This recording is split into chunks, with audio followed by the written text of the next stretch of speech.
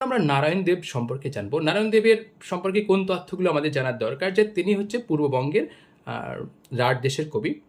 তার পিতার নাম হচ্ছে নরসিংহ, মাতা হচ্ছে রুক্মিণী, জাতি হচ্ছে কায়স্থ, উপাধি হচ্ছে সুকবি বল্লভ, আর তিনি হচ্ছেন করুণ রসের কবি। কিন্তু আপনাকে একটা প্রশ্ন করতে পারে যে বলুন তো মনসামঙ্গল কাব্যের কোন কবিকে করুণ রসের কবি বলা হয়?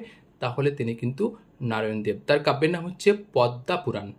তার কাব্যটি ৩টি খণ্ডে বিভক্ত। তার অন্যান্য রচনা অর্থাৎ নারায়ণ দেব কিন্তু পদ্মা পুরাণ ছাড়াও কালিকা পুরাণ রচনা করেছেন।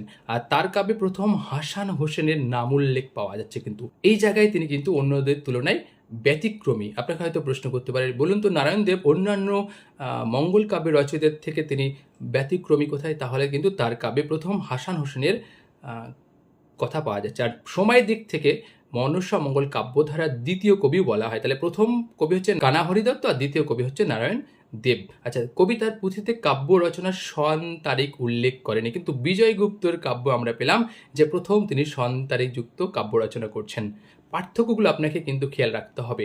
নরখণ্ড অপেক্ষা দেবখণ্ডে বেশি গুরুত্ব দিয়েছেন, কারণ তিনি সংস্কৃত পণ্ডিত ছিলেন। আচ্ছা, জনপ্রিয়তা তার কাব্য কিন্তু বাংলা এবং অসমীয়ায় জনপ্রিয়। আসামে তার কাব্য সুকবির পদ্ম পুরাণ নামে কিন্তু পরিচিত। এই তথ্যগুলো আপনার দেখলেই নারায়ণ দেব মোটামুটি কমপ্লিট হয়ে যাবে।